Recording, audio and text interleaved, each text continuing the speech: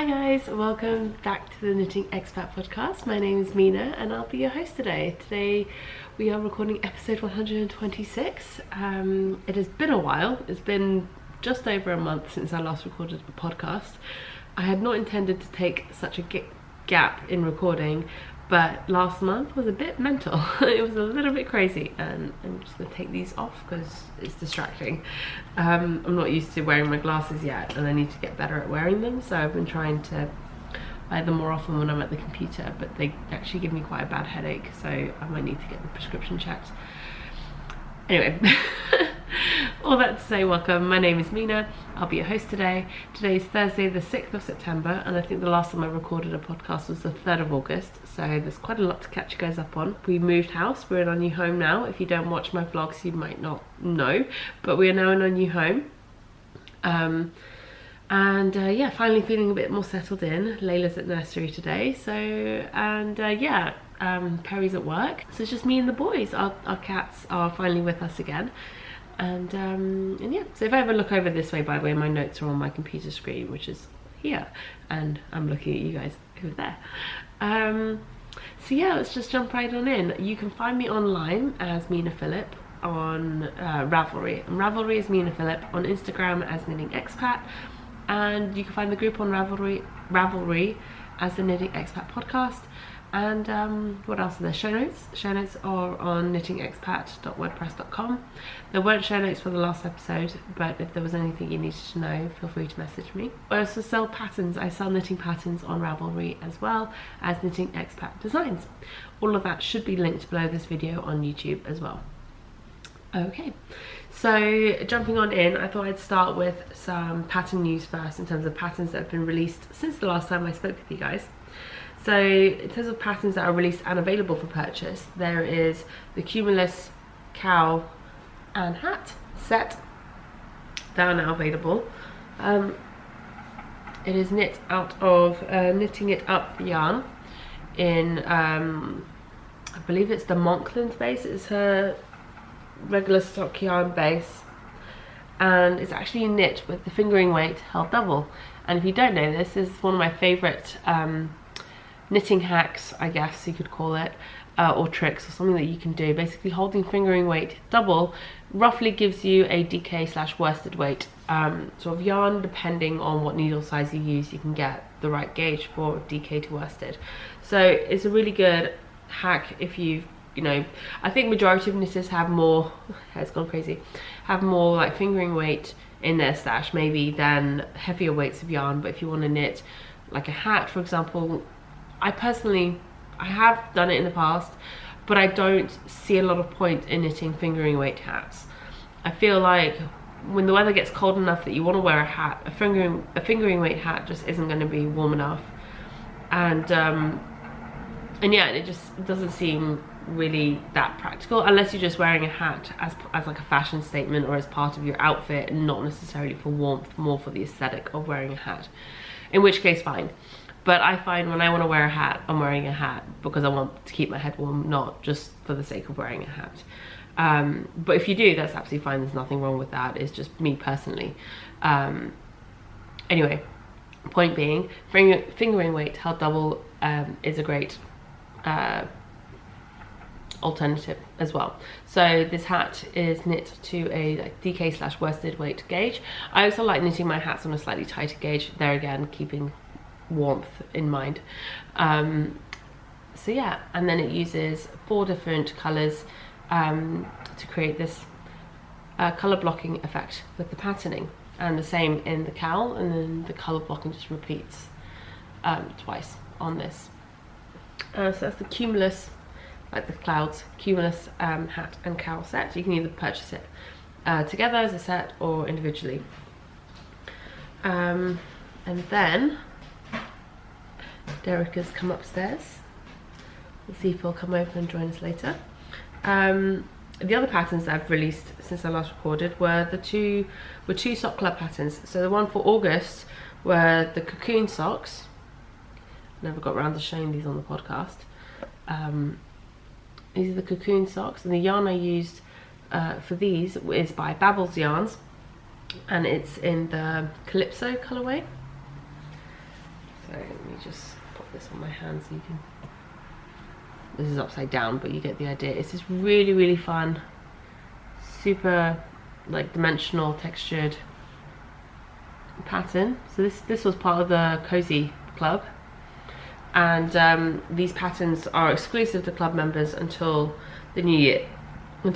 Sorry, at which point you can purchase them individually, and you can always purchase the club at any time that you want. Like, the club is available. It's not like you can't join the club whenever, but if you just wanted the one pattern, you'd have to wait until the new year before you could purchase that. And then this month's pattern is the Fernwear Socks. This is from the Wanderlust Club, and this is the pattern. It is just a panel that runs down one side of the sock, so it's not on the other side.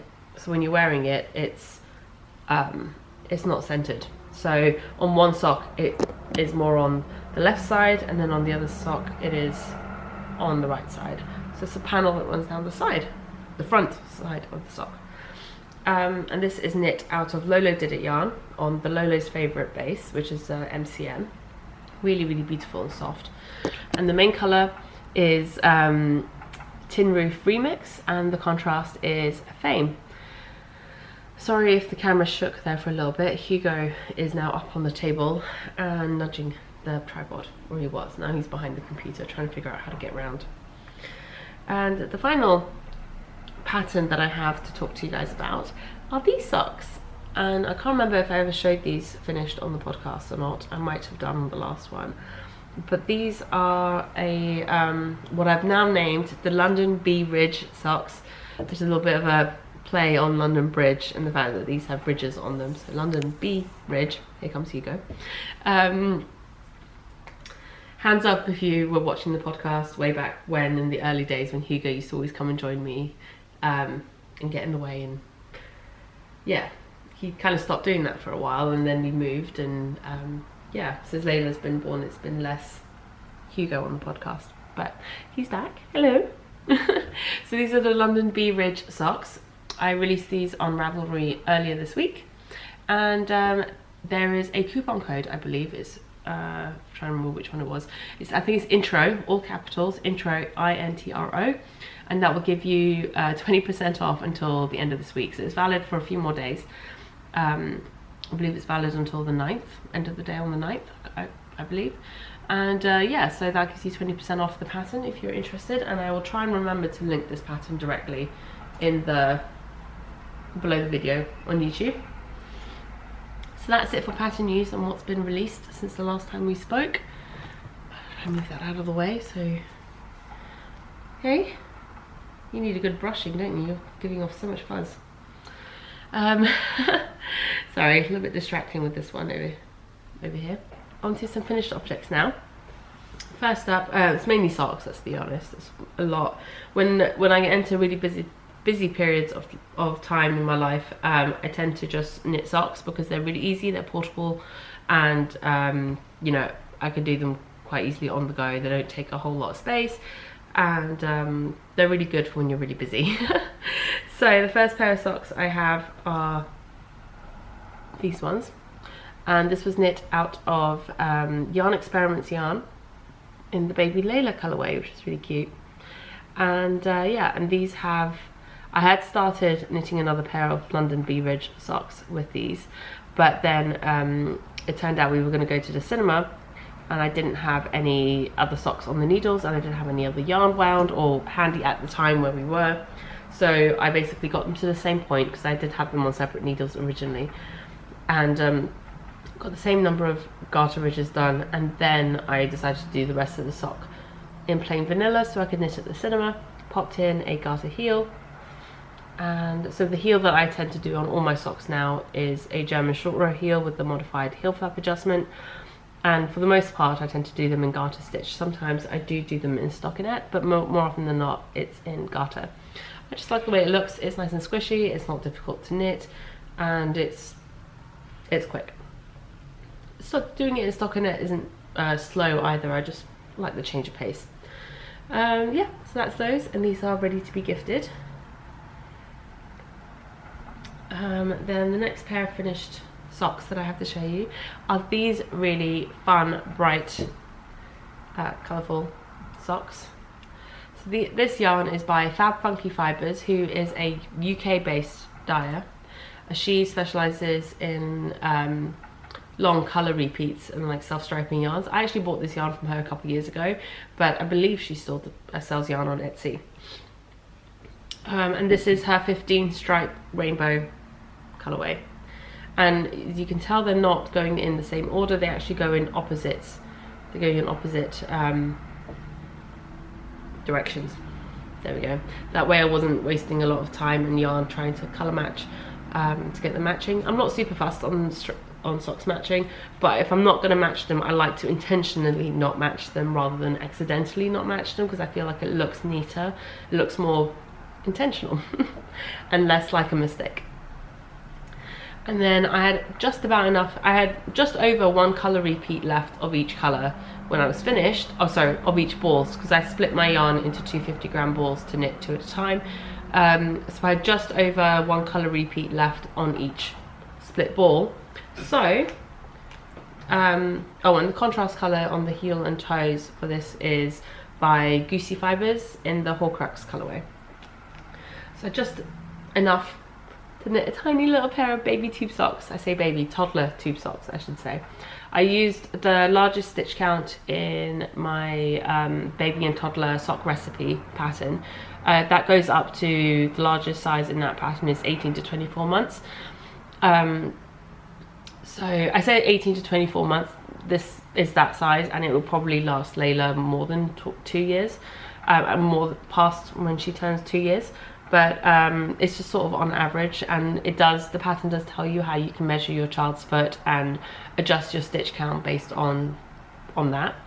But unlike with adult socks, when I knit socks for adults, or generally when you're knitting socks for yourself or adults in general, you're aiming to have some level of negative ease with the fit. With children's socks, I tend to feel like you want more of a like zero ease. So not negative ease, just a perfect fit or slight, ever so slight positive ease, just because kids' feet grow and they grow quickly, and if you want them to wear them for a bit longer, then having room to grow into the sock isn't a bad thing, in my opinion. Obviously if your kids are a bit older and they're wearing their socks and shoes a lot, then maybe you want to look into actually having actual like just zero ease or slight negative ease rather than positive, because then it'll be more comfortable. But as you can see, there are no heels in these socks. These are just tube. The pattern in the pattern I do include instructions for how to put in a heel. I decided not to put a heel in these because I wanted Layla to be able to wear these for a long time, or as long as possible, and her feet are growing pretty quickly at the moment, so I put no heel in it. That way she can wear it for a bit longer, and as her foot grows, the place where the heel is on her foot will just move. At the moment, I know where it is on this one, her heel basically starts around here, so this is kind of like how the socks are on her at the moment, and then as she gets older, then it'll just move gradually as her feet grow. So hopefully she'll be able to wear these for a little while. She'll at least get to wear them this winter, which would be nice. She can wear them with like wellies or something, and they'll poke out at the top. So yeah, so that was another quick little project. I mean the toddler socks, quick project. And the last pair of socks I have to show you, I finished like what, 2 days ago, a day ago, I can't remember now, very recently, are these socks. And this is by Townhouse Yarns in the velvet colourway. It's on the tweed base, and if I bring it up close, you'll be able to see the pattern a bit better. It's actually what again, another play on the London Bee Ridge socks. So I did a few repeats of the London Bee Ridge pattern, and then it's a bit hard to tell with this yarn and this lighting at the moment, and then I switched to doing a ribbing, and then went back to the London Bee Ridge pattern, and then a bit of ribbing, and then the London Bee Ridge pattern, and then a bit of ribbing. Just a different version, just a bit of texture, something a bit different. I'll try and post a picture of these on Instagram, because it's really not, oh there we go, that's a bit better. You can get a better idea of the patterning there, but it's hard to see as well with the tweed. But again, these are going to be a gift pair for my dad. I actually find, I don't know if anyone else finds this, but I have noticed this specifically with tweed yarn. When I knit with tweed yarn using the same size needles, same everything that I do with regular sock yarn, with tweed sock yarn, when I'm knitting socks, they always come out looser. They always come out bigger than they do with non-tweed sock yarns. Something about the tweed, I don't understand what it is, but something about the tweed makes this knit up looser, and I don't know, maybe it's just me, but let me know if you've ever had that. I don't know why I'm taking them off the blockers, but I am, so there we go. So yeah, I don't really understand it, but it's okay. These are for my dad, and so them being having them be slightly bigger isn't the worst thing in the world either. Okay, and the last finished object I have, I can't actually show you. It is finished, it is downstairs, it is blocked, everything, just waiting for some photos to be taken. It is currently being test knit. It is a shawl design, which I showed you the swatch for on the last podcast. And this is the swatch that I did, or one of the swatches that I did. And yeah, so it is a design collaboration along with the lovely ladies behind Lavender Loon Yarn Company and Asylum Fibers. So Samantha and I think I'm pretty sure it's Stephanie of Samantha of Lavender Loon and Stephanie of Asylum Fibers are sharing a booth at Indie Untangled before Rhinebeck this year, and they approached me. They asked if I would be willing to design a shawl for, like, specifically for Indie Untangled to be released then, and they were going to be putting kits together and stuff like that. And I said, yeah, absolutely, I would totally love to do that. And so they sent me some lovely scrummy yarn, which again I showed on the last podcast, but I'll show you again quickly the leftovers. This is literally all I have left over. There is not a single scrap of mohair left, because there was a mohair skein, or 2 mohair skeins as well. But this is what I have left. So I'll just quickly run over the colours. So the mohair, which is, as you can see, is like the fuzziness, was more of a grey with bits of blue and like some more sort of moodier colours. That was by Lavender Loon Yarn Company, and that was in the Michael colourway. They all have Halloween horror sort of movie references. So that was 460 yards in 50 grams. It was a 70% kid mohair, 30% silk, lace weight yarn. So, you know, the ever popular mohair that's really trendy right now. So that's held double throughout the shawl. The other yarn from Lavender Loon is was this red, speckled red. There we go. And this is in the Freddy's sweater colorway, 463 yards in 100 grams, 75-25 superwash merino nylon. And then the Asylum Fibers yarn is on the Madhouse fingering sock base, 100% superwash merino, 438 yards in 100 grams. This one is Children of the Corn, and this one is little focus.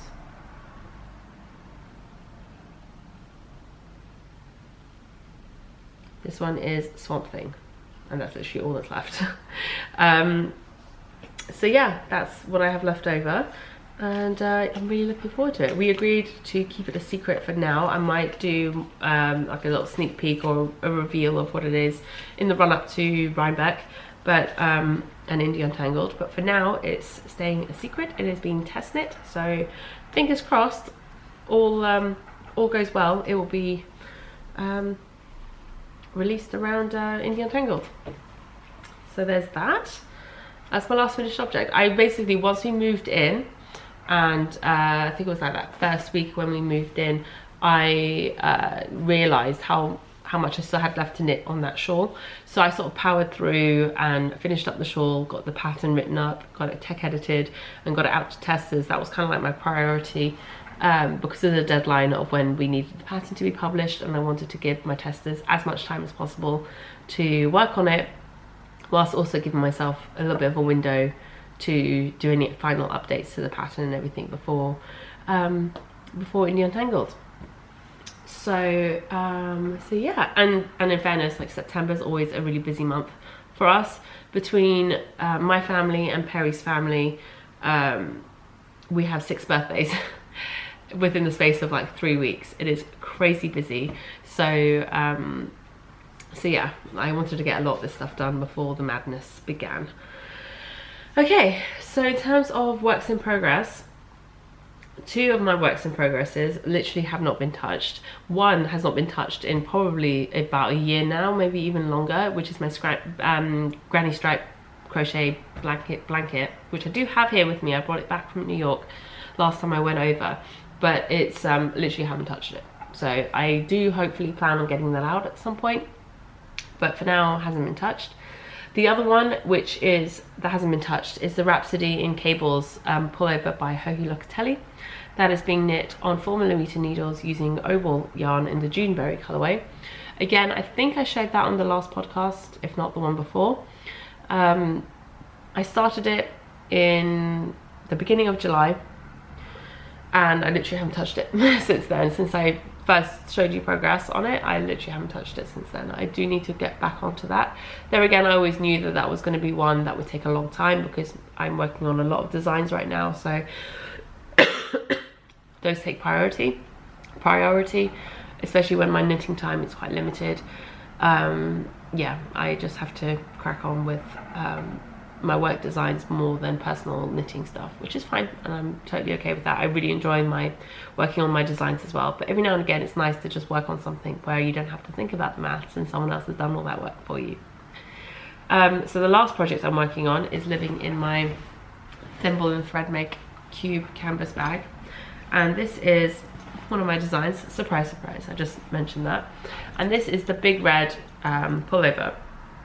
So I showed you guys on the last podcast, I believe, or again maybe the one before it, the Little Red pullover, which I've knit for Layla, is the child size version, and I've actually drafted that pattern. I need to double check it before I send it to be tech edited.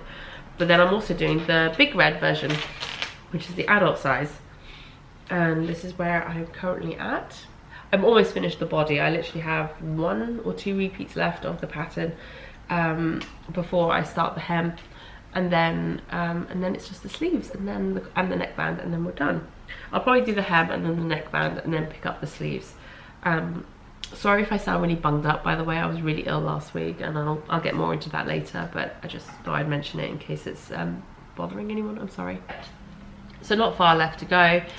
If you saw the Little Red pullover, you'll have seen this, but basically the key design feature to this, other than the striping, is this cable running down the raglan increase, and then the cable continues down the sides on both the front and the back. Well, side, I mean the raglan increases are all around, so all 4 raglan increases lines have this cable, and so then you get the 2 parallel lines running down the side, and then just as you start to approach the bottom of the jumper, the cables start to move. It's a bit hard to show you with this being on the needles, but you see they start to move outwards. And so these, at the bottom, the idea is that the cables move inwards, mimicking the way the cables look at the top. So these come out and then it comes back in the same sort of way as it does at the top. So it mimics the raglan increases. It should make for a more flattering shape, and along with the fact that there is no waist shaping or anything, it's a very sort of like straight down fit, a very relaxed fit sweater. It's meant to be comfy, cozy, but also with a bit of interest, with a little something to keep it interesting, and it has kept it really interesting whilst knitting. You have it's a 4-row stripe of your main color with a 2-row stripe for the contrast, and then the cable is only in the main color. So again, it's just some added interest. It's a very simple top-down raglan, but like I said, it's just got a little bit of added like a few little design elements which I think make it a fun knit. And with the striping there, again, it does knit up pretty quickly because of that whole self-striping effect. Although it's not self-striping, you're striping it, but you know, the effect of striping is kind of, oh, just want to get to the next stripe, just want to get to the next one. And yeah, so that is almost there. Hopefully fingers crossed, I'll be able to get that finished by the end of this week, by tomorrow. Basically, today's Thursday, because we've got a busy weekend again. I'm not sure if I'll be able to work on it this weekend otherwise. And that's it for finished objects, oh sorry, works in progress. Moving on to Acquisitions. I really shouldn't call it acquisitions anymore because I don't really buy stuff anymore. It's more, what should I call it? Happy mail? Let's call it happy mail instead. Things that have come in the post.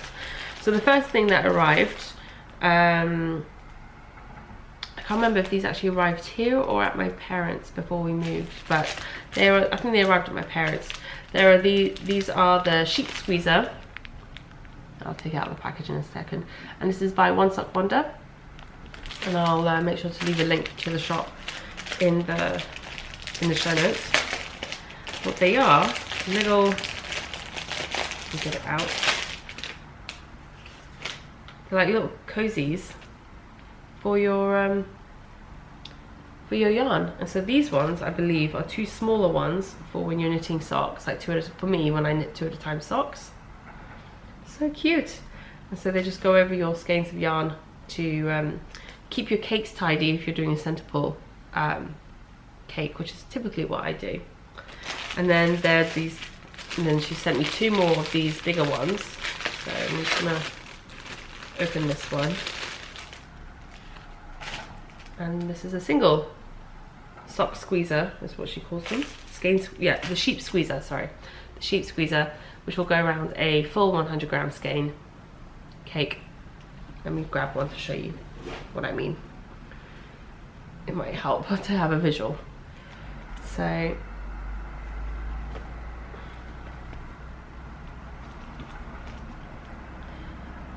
there we go. Pop it on.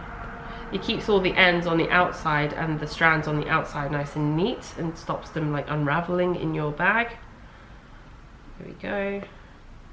And then, nice and snug and secure. I haven't actually used these yet, as you saw, I just pulled them out the packaging. But how cute is this fabric? It's pretty. It's like a watercolor. And it's really soft. It's a really nice soft jersey knit fabric. You just like pull from the center and then it keeps your cake nice and tidy. Like I said, these 2 smaller ones are for 50-gram smaller skeins for when you're doing 2 at a time socks. And I'm going to keep this one nicely packaged for a giveaway. So this is just a single big one for larger skeins. Like that. How cute is that? So that was really fun, and I'm looking forward to getting to use these now that I've shown them on the podcast. I've been keeping them in the package so they'll be nice and neat. And yeah, like I said, I'll definitely leave a link to those in the show notes. Then the next thing that came in the post was some scrummy yarn and goodies from Dyed in the Wool. Ooh. It's the lovely Vanessa, and she sent, we're collaborating on another design that I'm hoping to get to at some point this year. Definitely won't be ready to be released until next year, I don't believe, but I'm hoping to start working on it this year. But other than the yarn, she sent me some other cute little goodies. There was this like notions pouch box, which is actually really clever. It's small, but it has a lot of space in it. So it opens up and you have the space in the top here, 4 compartments, which is great for stitch markers. You have one big compartment here, which is great for like tapestry needles or small scissors. And this one, the lid just folds up, so you can access everything nice and easily. And then this bit slides out, and then you get another 2 bigger pots, compartments there. So that's actually a lot of space in something that's quite small and compact and easy to just chuck into your project bag. So yeah, that's really clever. There's also a cute little notebook and a lavender sachet, which I will be honest, as soon as I opened up the package, there was this amazing smell of lavender that took over, which was lovely. Also, this was, Layla loved this. She ran off with it for ages. It took me a while to get this back off her afterwards. She was enjoying that. And then the yarn. Ta-da! How beautiful is that? How amazing is this color scheme? I absolutely love these. These are so beautiful. So thank you so much, Vanessa. These are gorgeous. They're going to be for a children's knit, and yeah, it's going to be sized like quite a big size range for kids. This one. Basically, what I'm doing is I'm revamping the little Nugget sweater because the little Nugget sweater only goes from like newborn to 18 months. And having since designed that, I've designed a lot more children's wear, and I'm a little bit better, or I have a better understanding of sizing for children, especially now with an actual child. So I'm going to go back and revamping that pattern, and I'm extending the size range. And then I'm also doing a cardigan version of the pullover. So there'll be the little Nugget sweater and the little Nugget cardigan. Or I think I'll probably change it and call it pullover and cardigan. So this will be one of those versions. It'll either be the cardigan or the pullover version. I haven't decided which yet. But yeah, I'm really excited to get started. So these are actually 5 50-gram skeins, so they're half skeins. The information that she gave with it. So these are all on her fancy sock base, which is 230 yards on 50 grams, and it's a 75-25 superwash merino nylon. And she hasn't named them, so I'm just going to go with purple, blue, green, orange, and like a fuchsia pink. Which I will say, I know I go on and on about how much I'm not a huge fan of pink, and I'm really not. But out of all the shades of pink, this, if I had to pick one, this is my favorite shade of pink. Because it's really saturated, it's like a really nice jewel tone color. It's almost verging on a sort of like a purpley pink. And I like fuchsia. I like fuchsia. It reminds me of like roses and flowers. And there again, I've always said I like pink when it makes sense for something to be pink, like when it's flowers. Or flamingos, you know, things that are typically pink in real life. So that's my, if I was going to pick a favorite shade of pink, that is my favorite shade of pink, a fuchsia. But there we go. So I'm really happy with this. It's like a little bunch of flowers. It looks really cute. Really lovely like bouquet of yarn. But yes, I'm really excited. I wanted to get this wound up, but I wanted to wait until I showed it to you first before I did that. And yeah, I'm not sure what I might do is I might mix up the color placements a little bit so there's a bit more contrast between them in the striping, so something like this maybe, so that there's more contrast between the colors. And yeah, there we go, better there. So yeah,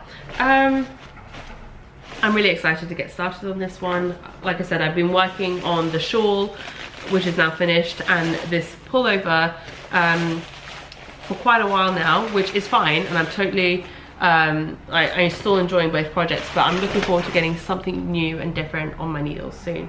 And I've just realized I never actually told you what yarn I used for this. I'm so sorry. The yarn I'm using for this pullover, and which I used for the little Nugget sweater, is by Mon Sheep Shop. And I can't for the life of me remember the names of the colorways, but they are in my show notes, so actually I can just check. Where are they? Okay, so the grey is, I'm gonna butcher this. I'm really sorry to anyone who speaks French properly and is from France. Le Coeur d'Épine Noir is this color, and the red, the burgundy red, is called Terre Brûlée. And these are slightly darker, more like moodier shades than the versions I used for the child's version. So the child's version are much brighter, more, it's like a more true red and a lighterish, slightly lighter grey. So these are definitely a darker version, which I thought was more appropriate for an adult, or adults might, you know, I definitely would prefer wearing those colours compared to the brighter reds, although I do still wear a bright red. I just thought it was a nice to have a slight difference between the two rather than them both being out of the same colours. And the last thing I wanted to show you, I got the sweetest message on Ravelry the other day, and I just want to open it up so I don't get any of the information wrong. Is I got a really sweet message from Kay, who's from the is it Bede or Bede Sisters podcast? It's spelled B-E-D-E. Sisters podcast, and she had asked her listeners to nominate a podcaster or someone who has made a difference to them, and I was nominated by one of her viewers, and they said the sweetest thing. I'm not gonna sit here and read it out, but they said the sweetest thing, and so I was selected as the person to get this prize, and the prize was a project bag that Kay had made with these cute little knitting chickens on it, or chicks, wearing glasses, and there's all these words like pearl, knit, slip, stitch, garter, basket weave, cable, waffle, seed. There's basically loads of different knitting terms on it. And it's this really cute, really good sized project bag. So thank you so much, Kay, for taking the time to make the bag and for doing such a lovely giveaway. So I was really inspired by that, and I decided I'm going to do the same thing. I want to pass it forward. Pay it forward is what she called it, the Pay It Forward project. So I'm going to pay it forward and ask you guys, putting it out there now, could you, if you wouldn't mind, nominate a podcaster or a member of, I'm not going to limit it to just podcasters, I'm going to say a podcaster or a member of the knitting community who has made a difference to you or inspired you in your knitting. Maybe it's someone who's encouraged you to try something new, or has spoken about similar life experiences and that you've really connected with and has made you feel less alone because of it. I'm literally taking that from Kay and what she asked from her viewers, so I wanted to like stay with the same sort of message. So yeah, if you can nominate someone in the knitting community, be it a podcaster, a dyer, someone on Instagram you follow, another designer, just someone within the knitting community who has inspired you in some way, made a difference to you in your life, and or in your knitting essentially, and yeah, encourage you to try something new, or yeah, just anything like that, then leave a comment below this video on YouTube. I'm going to do this one on YouTube, I think, just because it might be easier. And yeah, in a couple of weeks I will come back and I will select somebody. And yeah, and let me know why you're nominating them. Don't just nominate someone. Tell me why you're nominating them as well, if you wouldn't mind. And yeah, and then in a couple of weeks I will go back and I will pick a winner, and then I will just get in touch with the winning person who was nominated. And then I've put together a little package. So this is one of the few project bags I made back when I was still making project bags that I kept to give out as a prize at some point. So this is a cute little fox project bag. This is one of my sock size project bags. So this is great if you knit socks 2 at a time, or any other sort of single skein projects. Although it does fit a lot in there, which you will see in a second in here. So what I have in here for the winner, so bear in mind the winner is the person that's been nominated, not the person doing the nominating, if that makes sense. And then the person who, sorry, there was a wasp at the window and the window was open and I thought I was about to come in. It didn't, it's fine. Panic over. If you're not aware, I am like really, really afraid of wasps. Anyway, all over. So the winner, okay, so the winner of this prize is going to be the person that's been nominated, and the person who's done the nominating, I will get in touch with them as well and send them like a couple of free patterns on patterns on Ravelry as a prize for them as well. So the nominated person will win this project bag. I picked out 2 skeins of yarn to give away as well. There's a skein of Hue Loco on the Opal sock, which is a 50-50 silk and superwash merino fingering weight in the Ohana colorway, and a skein of Yarn Ink in the is a one-of-a-kind sparkle sock, which is a 25-25 superwash merino nylon and stellina colorway. So yeah, these will be prizes along with these 3 mini skeins, some fun tape, and this really, really adorable panda enamel pin, which is really cute, and I had the same one on my project bag as well. So this is what I've put together for my Pay It Forward package.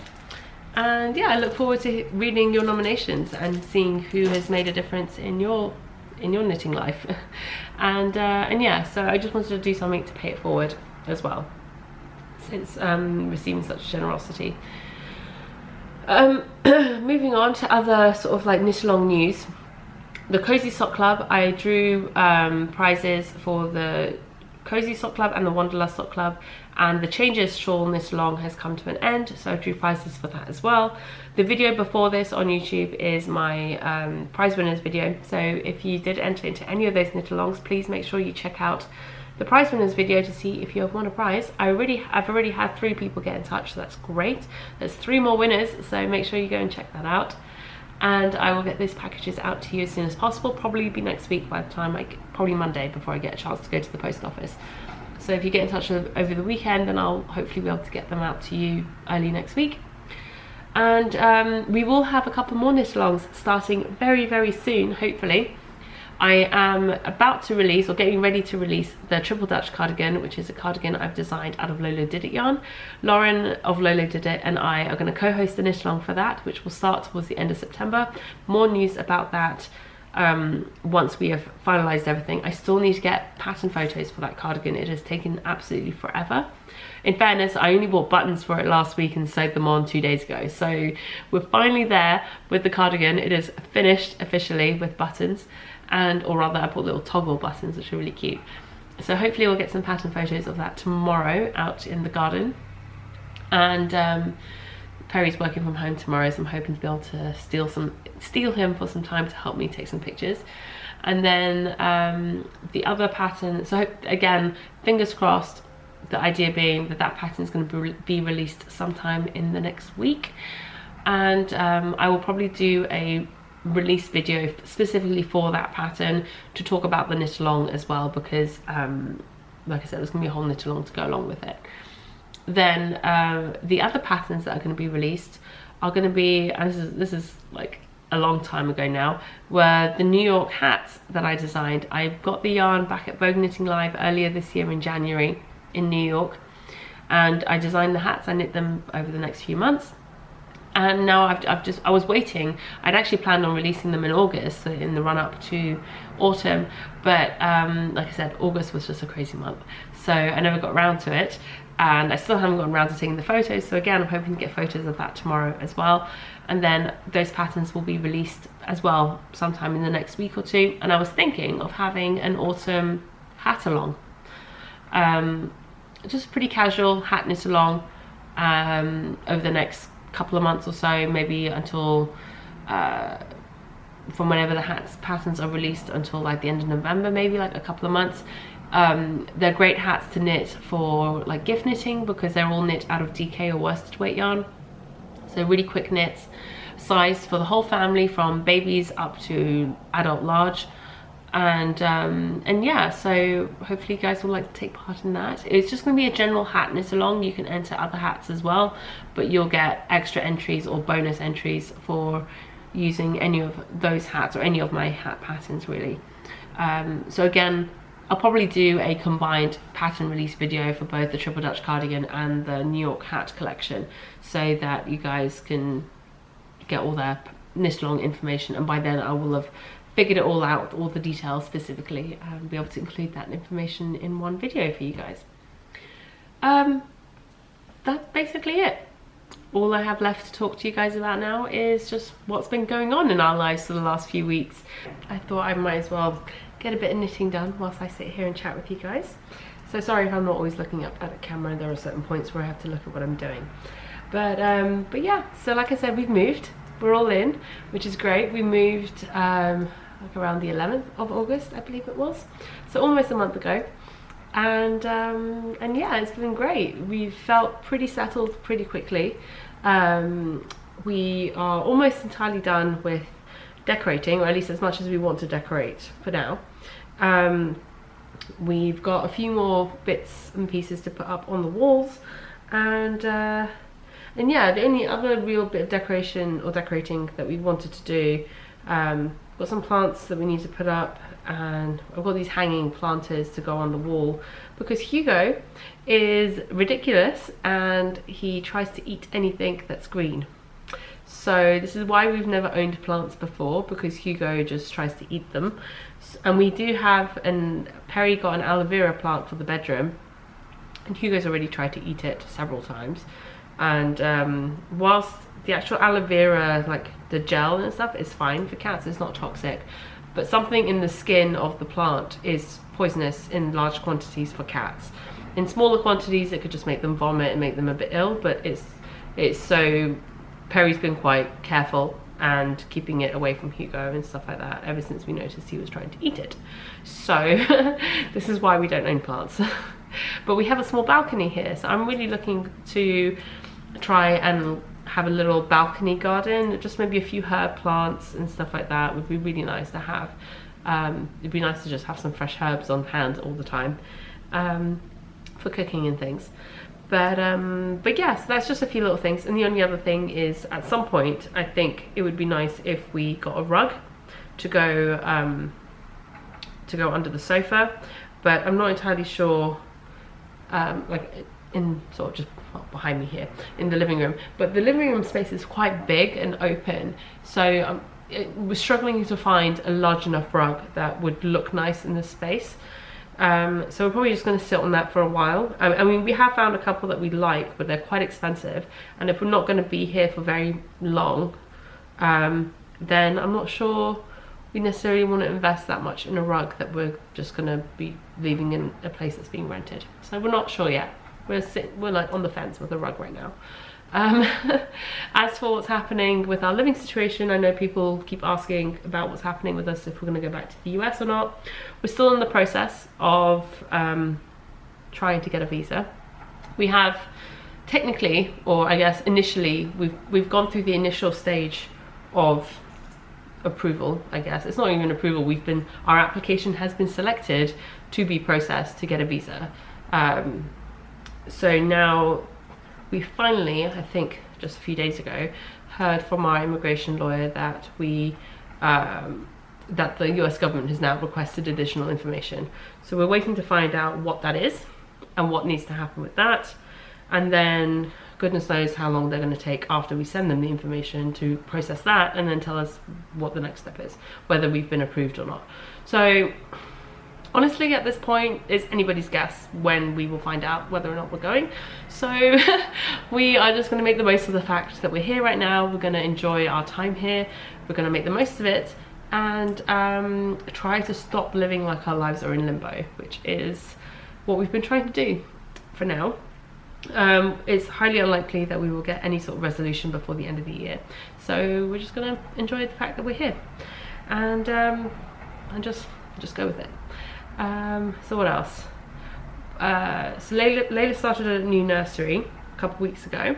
She did really well, actually. Initially, the teachers were like, they were really surprised by how well she did. They said it doesn't, you know, you'd never know it was her first day or her first week at the nursery. She settled in really well. She didn't nap particularly great the first week, but I always expected that, sleeping in a new environment and slightly different settings, not quite what she's used to at home, was always gonna be a bit tricky initially. But she coped really well with the lack of sleep, surprisingly, and but she ate really well. She's always eaten really well at nursery, which is a huge relief for me. She eats things at nursery that she won't even touch at home. Like, they tell me she has jacket potato with beans and cheese. If I give her baked beans at home, like, she doesn't even touch the stuff. Or they tell me she eats chicken and turkey and mince and stuff at school, at nursery. She does not touch meat at home. Like, at home, she's a natural pescatarian. She just eats vegetables and like rice, pasta and fish. Like, she does not touch meat. So I was just like, okay, my child's naturally vegetarian / pescatarian. But at school, at nursery, apparently she eats everything. So who knows what goes on in that child's mind. But I've always heard that children tend to behave better at nursery than they do necessarily at home. They save all their bad behavior for me. She saves all her bad behavior for me, apparently. But no, she's actually very good. I think it's really being around other kids her age and seeing other children eating, and so that encourages her to try it. Whereas at home, it's just us. So even if I'm eating the same thing, she doesn't treat it the same way. Anyway, it's just interesting to see the differences. She's definitely becoming very even more opinionated than she was before. This last week, yes, it was last week, just over a week ago, last Tuesday, actually no, it was over the weekend. We had a long weekend here, not this past weekend, the weekend before, and she started showing signs of being a little bit under the weather, not being completely great, and we just put it down to possibly teething and maybe a bit of a cold. And then on Tuesday, took her to nursery in the morning, told them that she'd been a little bit unwell and that she might still be a little bit grumpy and a bit like poorly. Like a couple of hours later, I got a phone call being like, you need to come pick her up, she's really not well, she has a very slight fever, she's just yeah, she's got a rash and everything. So I was like, great. So I rushed in, went and picked her up. I'd already called ahead to her doctor's and got an emergency appointment. Took her to the doctor to get her checked out, make sure there was nothing super serious, and they said she's got some sort of virus. The rash is a viral rash, and yeah, there's nothing you can do about it. Just give them Calpol, or which is like the UK equivalent of Tylenol in the US. You just got to give her Calpol and just basically ride it out. So for about a week, she didn't eat anything. She barely ate any food for a week. She lived on 2 pints of milk a day for most of the week. I mean, every now and again she'd have a bit of fruit or some bread or a couple of pieces of pasta, but she really wasn't in the mood for food at all. You just showed her food and she'd just scream or push it away or anything. She didn't want to eat. She just kept going to the fridge and crying for milk. So I was like, okay, fine, if that's what you want, that's what you get. If that's all you're going to eat, at least you're having something nutritious. So she was definitely taking enough liquid, which was good. And yeah, by the end of the week, she was starting to feel a bit better. Still not really hungry a lot, but she was starting to do better, which was a relief. And then, and yeah, by the time we got back, Sunday, she was really starting to feel more like herself. And then Monday was even better. Monday she was basically back to her normal self, just with the sniffly nose, like runny nose.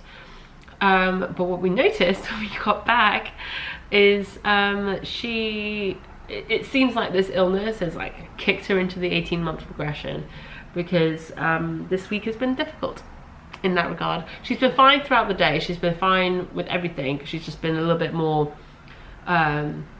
with like pushing boundaries and stuff, I guess. But at bedtime, the last few nights has been challenging. Typical. It literally came out of nowhere. Like, it was literally like all of a sudden it just suddenly became, she was her separation anxiety as well over this last week since she got sick has just been, again, skyrocketed. She is super attached to Perry right now, and if he's not around then she's attached to me, but he's definitely preferred over me, which is fine. And I'm definitely beyond, like, I'm over that now in terms of like being really upset about it. I mean, it does still hurt a little bit every now and again, but I know it's not personal. And but she's super attached to him, so there is some intense like separation anxiety going on with that. But yeah, like the bedtimes though has been like, literally she's been perfect with bedtimes for so long, and then all of a sudden for it to like turn on its head like that, we've just like taken by surprise. After like around this sort of age is where like really defiant behavior starts poking its head out, and that's really where she's at right now. She's being very defiant. And actually something funny happened over the weekend when we were at my parents'. We were in the garden one evening, and I was just it was like me, Perry and Layla were out in the garden. I was talking to Perry, and then out of nowhere this wasp just popped up by my face, and I freaked out. Like I said, I have a huge fear of wasps, and to an extent bees, mainly because I don't wait to hang around to see whether it's a bee or a wasp, and I just like, I'm gone. I don't mind bees. I actually don't mind bees, but I rarely stick around to figure out whether it's a bee or a wasp. As soon as I hear the buzzing, I'm off. Like, you won't see me. So this one, but I try really hard, and I've been a lot better recently, but I try really hard not to show my fear around Layla, because I don't want to pass that on to her unnecessarily. So I try really hard not to get too like visibly scared around her. But this one took me by surprise, so I just like basically squealed and like ran around like a lunatic. She just stood there and just like looked at me, and was just like the sort of like little giggle that she does, and then the little madam just threw her arms up and started running around like this in the garden. And Perry looked at me, he's like, she's mocking you. I'm like, great, my 18-month-old is making fun of me for being scared of wasps. So there's that. That's now happening. But I guess I'd rather her mock me and laugh at the situation than be terrified. So there's that too. she's definitely settling back into nursery. She didn't go for all of last week because she was sick, but she's settling back in pretty well. I took her this morning and she was a little bit like clingy at the beginning, but then she happily went to the teacher, gave him a hug, and didn't cry when I left, which was progress. It always happens initially, the first few days, there's always like some tears, but usually by the time I get back to the car, I can't hear her crying. So it literally lasts seconds. It's just because, and then she always has a great day. She always has a great day. The teachers always tell me she's had a great time, that she's like played with all sorts of things and had eaten all her food, and like she always has a good time. So I'm not really that worried about it. That's a lot of stuff about Layla. I guess that is my life right now, is my child, but that's fine. I'm trying to think what else is there. Oh, I'm going to a really fun event this evening, or this afternoon. I was invited to go to the launch of a new yarn line at John Lewis this afternoon, so that's going to be exciting. I'm heading up to London just for this event. I'm not staying in London. So I'm going up later this afternoon, and I'll be at John Lewis in Oxford Street for a couple of hours. So that'll be fun. I'm really excited. It's the first time I've been invited to like a launch event, so that'll be interesting. Not entirely sure what to expect, but I'm sure it'll be fun. And I'll report back about that. I'll probably post about it in my stories on Instagram as well, kind of like a little come along with me type of thing. And then then I'll head back after that, so I'll be home a bit late this evening. And so Perry's getting back early to pick Layla up. And then what are we doing tomorrow? I have a pretty relaxed day tomorrow, trying to get some photos of my designs. And yeah, I also need to wind up a bunch of yarn because I'm out of wound yarn for socks. And that's it really, not a whole lot else this weekend. Oh, this weekend's a pretty big weekend. We're going up to London. One of my best friends is getting married on Saturday, so another wedding, and we're really looking forward to that one. My mum's going to watch Layla for today while we go to the wedding. And then on Sunday I think we're going to go out for lunch for my mum's birthday. So last weekend was my dad's birthday on Sunday. So we went up to London and went out for lunch on Sunday with my dad and my family, and then we came back home. And then this weekend's my mum's birthday is actually on September 11th, but we're gonna go out for her birthday lunch on this Saturday. And then actually a couple of days before my dad's birthday was Perry's birthday. His birthday's the very last day of August. I told you September is crazy. It's like back-to-back birthdays. It's Perry, then my dad, who actually shares a birthday with my grandmother, with his mum. And then it's my mum's birthday. And then it's Perry's mum's birthday, then his sister's birthday, then it's my birthday towards the end of September. So it's pretty much back-to-back every weekend there's a birthday or two. So yeah, and actually Perry's birthday, speaking about it now, was relatively low-key because we were all a bit sick. Perry especially was probably at the peak of sickness on his birthday, unfortunately. But we just had a nice quiet evening at home. We had some cake and sweets and other treats. I took Layla out on the day to try and like get her out of Perry's hair so he could do some work, because that's another thing that's been happening. Because Perry was sick last week as well, he was home all week, but we're trying to work from home. But because Layla's so attached to him, she's just like, I want to be where he is all the time. So it's difficult when he's trying to work downstairs in like his office set up in our bedroom, and I'm trying to keep her upstairs. And she's now pretty proficient at the stairs. She will just take herself downstairs now. And we'll be in the living room, and then suddenly she'll realise that Perry's not there, and she'll be like, oh no! And then she gets off and goes downstairs to find him. It's really cute, and it's adorable to watch, but it gets frustrating after a while because, you know, I'm struggling because I'm trying to come up with all sorts of different ways to keep her distracted, keep her occupied, keep her upstairs. I'm also not feeling particularly great. And she's extra grumpy and extra moody because she's not feeling great. But she's also constantly going downstairs and disrupting Perry and his work, which isn't great. So, and because she wasn't well, I didn't want to take her out too much because the weather last week was a bit hit and miss. And I didn't want to take her to like a playground or like soft play where she'd be with other kids because I didn't want her to infect anyone else.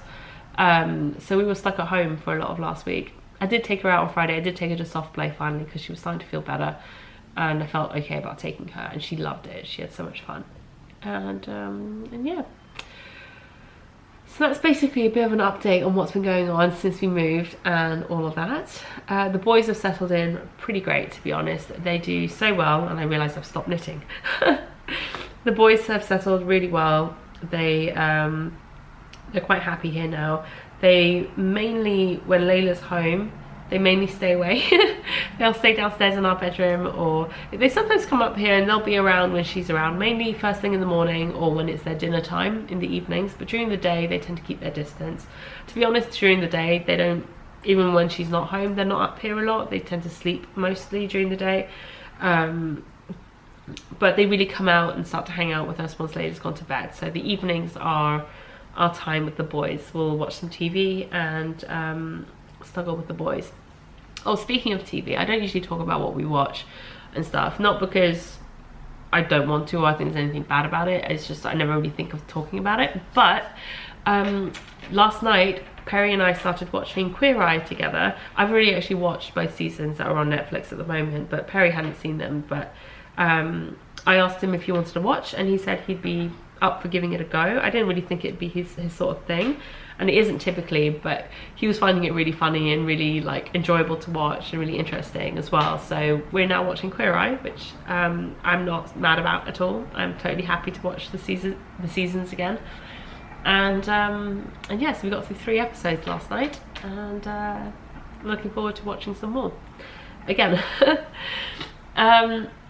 That's basically it. I think I'm pretty much got you guys all caught up. I can't think of anything else. The only knit alongs we have going on in the group right now are the 2 sock clubs.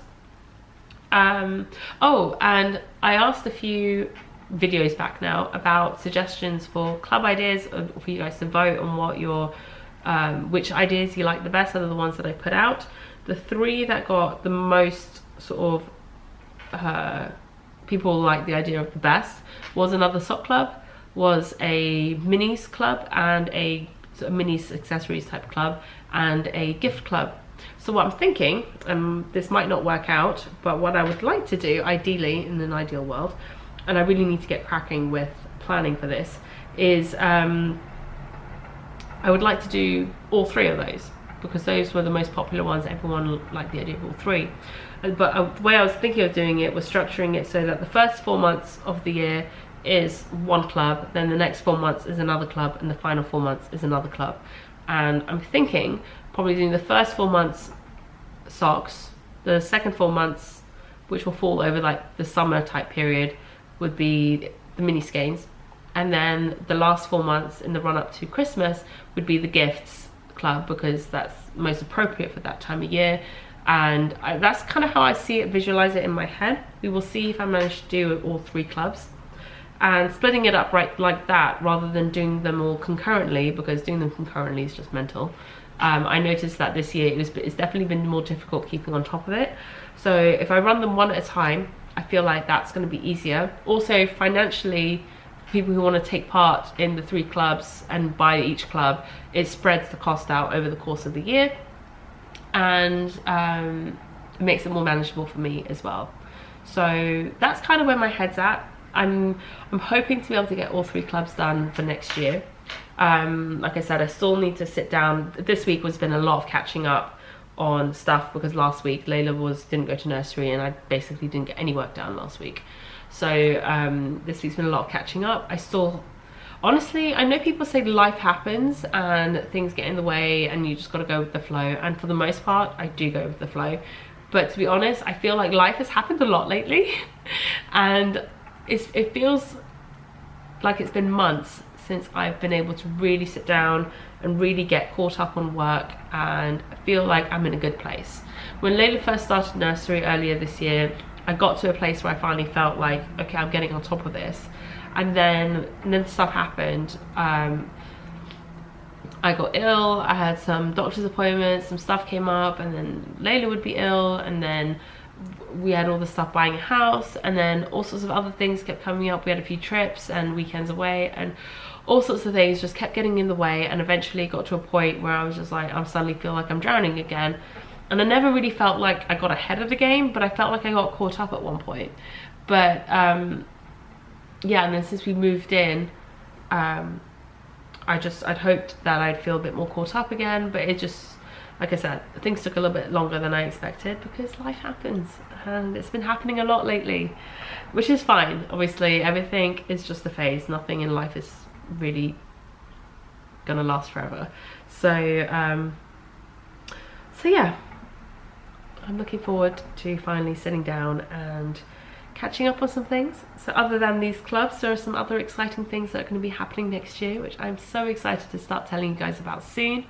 I just can't quite yet.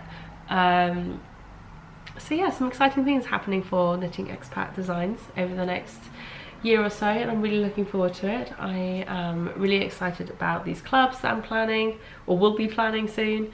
I'm thinking with the sock club, would you guys be interested in seeing different types of like toes included in the patterns, and like cuffs and stuff like that? I probably won't be introducing different types of heels, mainly because I really love the heel that I have, the German short row heel and mini heel flap adjustment. I don't see myself using anything else, so I don't personally feel comfortable including anything else in my patterns. But I'm totally down for trying out some new toes, some new cuffs maybe, probably still sticking with ribbing, but different kinds of ribbing, maybe different you know, different effects and stuff.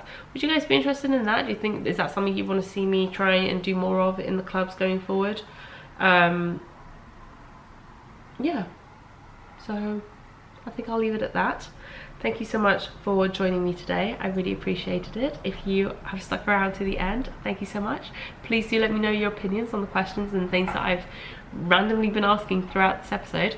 And don't forget to leave your nominations for the people who you feel have made an impact on your life, people in the knitting community specifically. So yeah, if you could please leave your nominations down below, I would love to hear it. There will be an episode thread for this episode as well on Ravelry, where you can obviously leave comments and stuff there. But please, if you're doing a nomination, please leave it below this video. I will only look at YouTube for when I draw the prize winner for the nominations. So please only leave the nomination on this video. All right, so with that, I'm going to leave you and wish you farewell. Hopefully, fingers crossed, I'll be back again in a couple of weeks. And I know I say that every time, and it seems to always take me like 3 to 4 weeks to get back, but I will see you when I see you. And yeah, so take care. Bye.